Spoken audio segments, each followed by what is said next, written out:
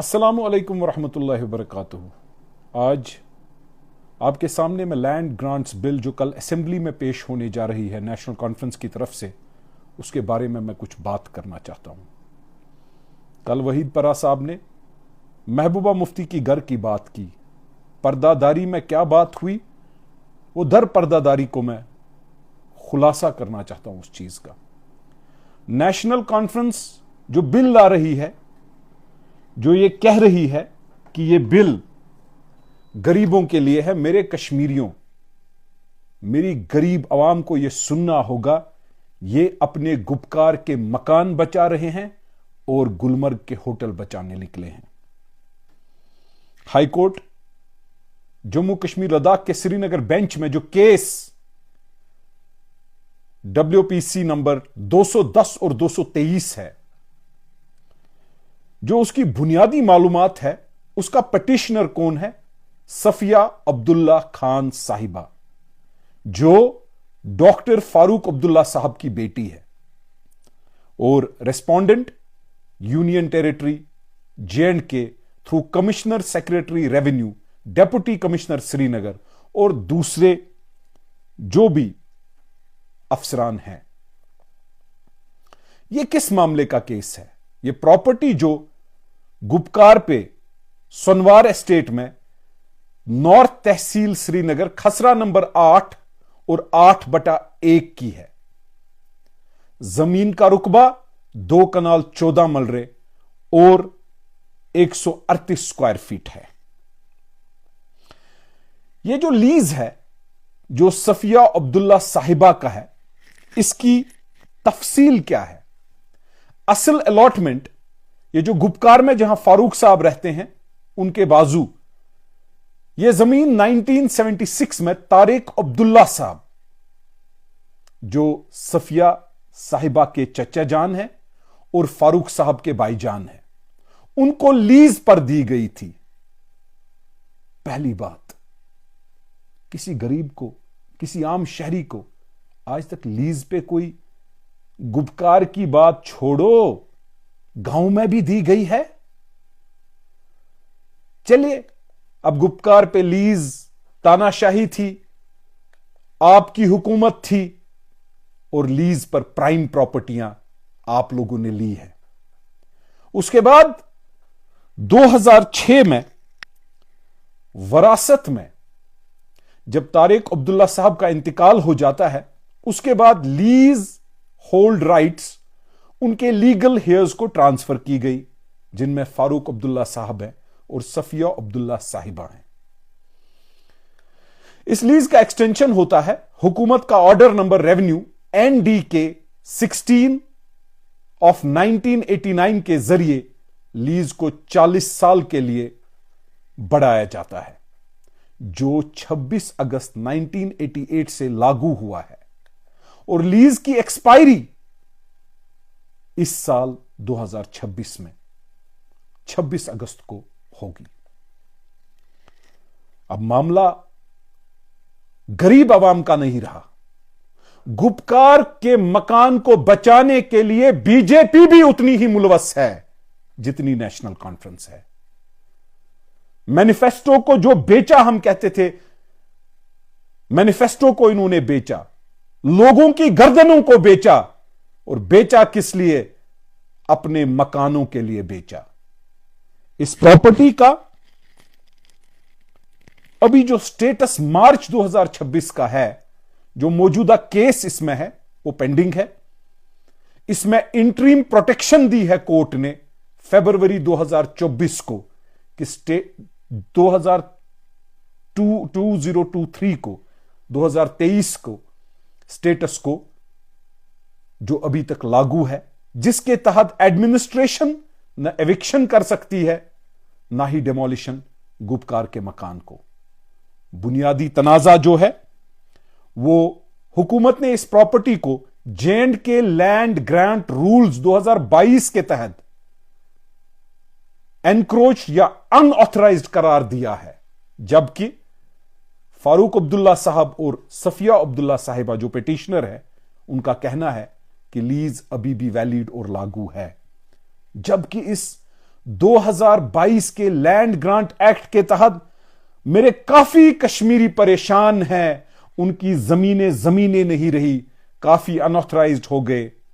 लेकिन क्या करें, ये जो मुतालिका केस है गुपकार के महल का, गुपकार के अब्दुल्ला के शीश महल का, ये जो अब्दुल्ला का एक पैलेस इनके गुपकार में है, जिसका केस नंबर जो अभी का केस उस पे है WPC नंबर 57/2023। इस केस का title doctor Farooq Abdullah versus UT of J&K and others है। High court J&K Ladakh Srinagar bench 2023 status pending. मौजूदा हुकाम कोर्ट ने हुक्म दिया है, जो मौजूदा हुक्म है कोर्ट ने ऑर्डर दिया है कि फाइनल फैसले तक कोई भी एक्शन ना लिया जाए। अब मामला देखिए क्या है, गरीब को बेवकूफ बनाया जा रहा है। लीज 26 अगस्त 1988 40 साल की मुद्दत के लिए दिया गया, जो इस साल 2026 में एक्सपायर होता है। 12 कनाल एस्टेट्स में इस गुपकार की जो इनके मकानात है 12 कनाल से ज्यादा है, क्योंकि उसमें फॉरेस्ट लैंड भी इन्होंने एनक्रोच किया है। लेकिन 12 कनाल के कागजात के लिए कल लैंड ग्रांट्स बिल पेश की जा रही है असेंबली में। इसका अहम नुक्ता जो दोनों केसेस हैं, यानी डॉक्टर फारूक अब्दुल्ला साहब और सफिया अब्दुल्ला साहिबा का, कि लीजेस इस साल खत्म हो रही है। अब कानून साज की तरक्की, मार्च 2026 इस महीने के आखिर तक नेशनल कॉन्फ्रेंस ने असेंबली में एक अहम बिल कल पेश करने जा रही है, J&K land grants restoration and protection bill. उसका नाम इनको अब्दुल्ला या Gulmarg hotel land grant restoration और प्रोटेक्शन बिल का नाम होना चाहिए था। जाहिर तौर पर इससे इकोनॉमिकली वीकर सेक्शन, मेरे गरीब आवाम के लिए बताया जा रहा है, लेकिन यह धोखा है। इसका फायदा गुलमर्ग के होटल और गुपकार के अब्दुल्ला खानदान के मकानों को है। आज ही बीजेपी के गवर्नर के ऑर्डर के तहत जब असेंबली सेशन में 24 घंटे हैं, गवर्नमेंट ऑर्डर 3957 JKLD ऑफ 2026 नई अपॉइंटमेंट्स की गई। हुकूमत की लीगल स्ट्रैटेजी को नए बिल के मुताबिक बनाने की कोशिश की गई है, जिसमें बीजेपी पर्दादारी दर पर्दादारी नेशनल कॉन्फ्रेंस के साथ और नेशनल कॉन्फ्रेंस इनके साथ, बीच में पीडीपी अपने मकान ढूंढ रही है। एडवोकेट जनरल जो एडिशनल हैं उनको तैनात किया जाता है इस ऑर्डर के तहत, डेप्यूटी एडवोकेट जनरल को और बाकी गवर्नमेंट वकीलों को। बेसिकली इसका बैकग्राउंड अगर हम देखें, इसका बैकग्राउंड जो है 3 मार्च 2026 को पुरानी लीगल टीम ने कोर्ट को बताया था कि हुकूमत आउट ऑफ कोर्ट सेटलमेंट के खिलाफ नहीं है। देखिए, जो भी आज एडवोकेट जनरल तैनात किए गए, 2014 में वो उमर अब्दुल्ला सरकार के साथ थे, और जब उमर अब्दुल्ला की सरकार ने हारा और नई पीडीपी की सरकार बनी तो उन्होंने इस्तीफा दिया था। 2026 में अब वो वापस एडिशनल एडवोकेट जनरल बनाए गए, डिप्टी एडवोकेट जनरल बनाए गए। लीगल एनालिस्ट के मुताबिक ये उनकी वफादारी का इनाम भी है और इस बात का इशारा भी है कि एनसी को ऐसे तजुर्बाकार कानून सा वकील चाहिए जो गुपकार के लीगल इशू को समझते हो और अब्दुल्ला खानदान के मकान सेफ करे। देखिए, सफिया अब्दुल्ला साहिबा और फारूक अब्दुल्ला साहब के केस पर पुरानी टीम 2022 रूल्स का दिफा कर रही थी जो एविक्शन और लैंड रिट्रीवल के लिए थे, लेकिन नई टीम जो नए लोग बीजेपी ने तैनात किए गवर्नर के ऑर्डर के हिसाब से, वो बिल को फैसिलिटेट करेंगे, लीज होल्ड राइट रिस्टोर करेंगे और एविक्शन के बजाय अलॉटमेंट और नई चीजें। इस दौरान सेंटोर को बेचा गया जो 1 किलोमीटर 2 किलोमीटर की दूरी पे है गुपकार के, 40 से 50 करोड़ रुपया लीला ग्रुप टूरिज्म डिपार्टमेंट या जम्मू कश्मीर की सरकार को देगा। अब देखना यह है कि अगर without codal formalities, without proper procedure Gupkar के इन मकानों के, इन जायदाद को वापस अब्दुल्ला खानदान को देती है, क्या उमर अब्दुल्ला साहब लोगों के वोट और लोगों की गर्दनें अपने मकान के लिए बेच गए? मेरा यह कहना है कि गुपकार के एलीट जो ये अब्दुल्ला साहब है, इनको बेनिफिट देने के लिए बीजेपी भी इनके साथ मुलव्वस है। मेरे कश्मीरियों, हमें कभी बीजेपी तस्लीम नहीं थी, लेकिन गलती से आप लोगों को नेशनल कॉन्फ्रेंस तस्लीम हो गई। आज अपने मकान, अपने केस ये बचा रहे हैं और इसके साथ साथ गुलमर्ग के होटल वालों से काफी पैसा जमा किया जा रहा है। इनका दावा वकील बदले, एडवोकेट जनरल बदले, एडिशनल एडवोकेट जनरल बदले, कानून बदले और सिस्टम ऐसा हो जाए कि प्रॉपर्टीज इनकी जो नाजायज होने वाली हैं वो बरकरार रही। ऑर्डर 3957 जेके एलडी ऑफ 2026 जो 28 मार्च 2026 को निकला, 3 लोग तैनात या 4 लोग, जितने लोग तैनात किए गए, deputy advocate general, advocate general, high court की तरफ से अब वो केस हैंडल करेंगे। बुनियादी कानूनी सवाल, क्या हर गरीब की लीज जो खत्म होने के बाद उसको कोर्ट प्रोटेक्शन देगा कि यह सिर्फ नेशनल कॉन्फ्रेंस और अब्दुल्ला खानदान के लिए है? और अगर डिस्प्यूट मौजूद हो तो कोर्ट स्टेटस को जारी रख सकती है, खास तौर पर renewal rights, due process, structures के राइट्स।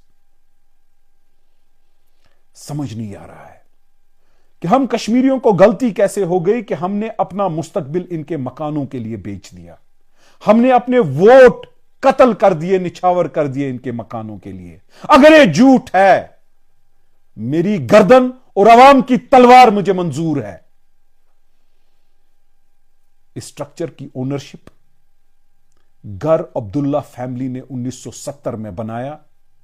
इसका कंपनसेशन भी ये ले सकते हैं। इसका किराया कितना है? पब्लिक प्रीमिसेस एक्ट के तहत लीज खत्म होने के बाद भी नया नोटिस देना पड़ेगा, जिसका केस लंबा चल सकता है। इसके साथ साथ एक क्रिमिनल केस पैरेलल रिस्क इनकी चल रही है, जो केस नंबर CNR JKSG 030518412024 के तहत चल रहा है, जिसकी हियरिंग 30 मार्च को है। चार्जेस फ्रेम हो रहे हैं। अगर कन्विक्शन होती है तो ईडी गुपकार की प्रॉपर्टी कॉन्फिस्केट कर सकती है। 30 मार्च 2026 बहुत अहम दिन है। असेंबली में लैंड बिल पर बहस, कोर्ट में क्रिमिनल केस की कार्रवाई और बीजेपी की और नेशनल कॉन्फ्रेंस की मिली भगत में कश्मीरियों का मुस्तकबिल बर्बाद। हो क्या सकता है? गुपकार के जमीन और मकान को वापस लेकर ऑक्शन कर दिया जा सकता है, या कोर्ट लीगल राइट्स, कंपनसेशन और नए कानून देखकर फैसला करेगी। मेरे कश्मीरियों, यह केस सिर्फ एक लीगल फाइल नहीं रहा। यह वक्त सियासत और कानून का एक ऐसा मेल है जहां सब कुछ एक तारीख इस साल पर आकर रुकता है और 30 मार्च उसका पहला बड़ा इम्तिहान बन रहा है। कल अपने मकानों को बचाने के लिए 2022 का जो लैंड ग्रांट रूल एक्ट है, इसको खत्म कर दिया जाएगा, जिसकी वजह से यहां जितने भी नाजायज सरमाएदारों ने इस कश्मीर को जागीर बना के कब्जा रखा है, गुलमर्ग, पहलगाम, श्रीनगर, गुपकार और जहां भी, यह खत्म हो सकता था। मेरे कश्मीरियों, किन पर भरोसा करोगे? क्रिकेट का पैसा खा गए, अब लीज अपने घर बचा रहे हैं। ये लैंड ग्रांट बिल जो ये पेश कर रहे हैं, इसमें ये गुलमर्ग के होटल और अब्दुल्ला के गुपकार के घरों की बिल का नाम बदल के रख लीजिए। अरे उमर अब्दुल्ला साहब, जो कश्मीरियों की गर्दनें बेच के अपने घर को बनाएगा, वो कौन सा सियासतदान है? नासिर असलम वानी साहब को एडवाइजर बनाया, ऑर्डर गवर्नर साहब निकालते हैं, मंजूरी दिल्ली की बीजेपी की सरकार देती है।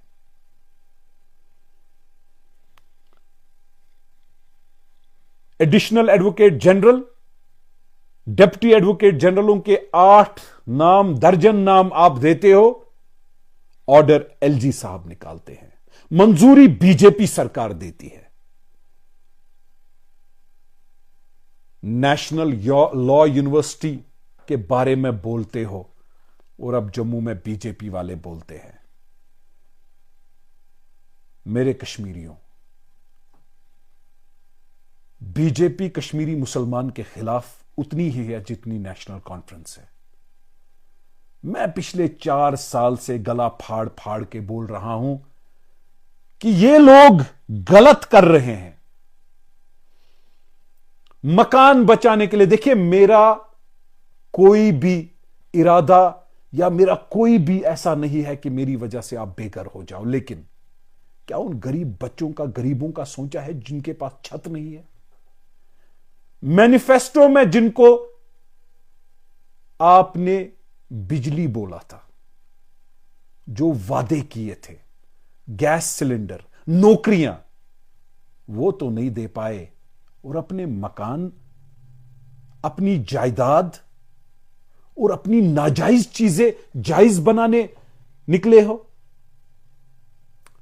आपके साथ बीजेपी हो सकती है, नेशनल कॉन्फ्रेंस और अब्दुल्ला खानदान को मैं ये बोलना चाहता हूं, आपके साथ बीजेपी और एलजी साहब और सब आला हुक्मरान हो सकते हैं, लेकिन कश्मीर और कश्मीरी अवाम के साथ अल्लाह ताला और रब है। ये लड़ाई, ये जंग हम छेड़ने जा रहे हैं। आप नाजायज तरीके से नाजायज मकानों को जायज बनाने की कोशिश करो। हमारा जंग सच्चाई और झूठ के साथ बुनियाद पे है। आपका नाजायज और हमारी जायज, आपका झूठ और हमारा सच। यकीन रखना कि सच की फतह होगी। मैं उमर अब्दुल्ला साहब, फारूक अब्दुल्ला साहब और सफिया अब्दुल्ला खान साहिबा से यह सवाल पूछना चाहता हूं। अल्लाह करे आप आबाद हो, अल्लाह करे आपको इससे बड़े घर जायज मिले, लेकिन क्यों नाजायज तरीके से? क्या यह नाजायज नहीं? क्यों? किस गरीब को इस बिल के तहत जरा लिस्ट पेश कीजिए ना, वरना जो मैंने गुलमर्ग के होटल, पहलगाम के होटल, श्रीनगर के कुछ बड़ी बड़ी प्रॉपर्टियां, निडोज से लेकर सारी गुपकार की जमीनें बचाने निकले हो। क्यों क्यों जुल्म कर रहे हो कश्मीर पे और कश्मीरी अवाम पे? जो मैं अमीर वाइज साहब से अपील करना चाहता हूं, बात करो कि आप भी इस पर्दादारी में हो। मैं एमएमयू को पूछना चाहता हूं, अरे बड़ी बड़ी बातें करते हो, ईरान एम्बेसी जाते हो, बात करो इस नाजायज बात पे। मैं तमाम मौलवी साहबों को बोलना चाहता हूं, डिटेल्स चाहिए मुझसे ले लो, सारी डिटेल्स दूंगा। अगर गलत हूं तो कोर्ट में घसीटो।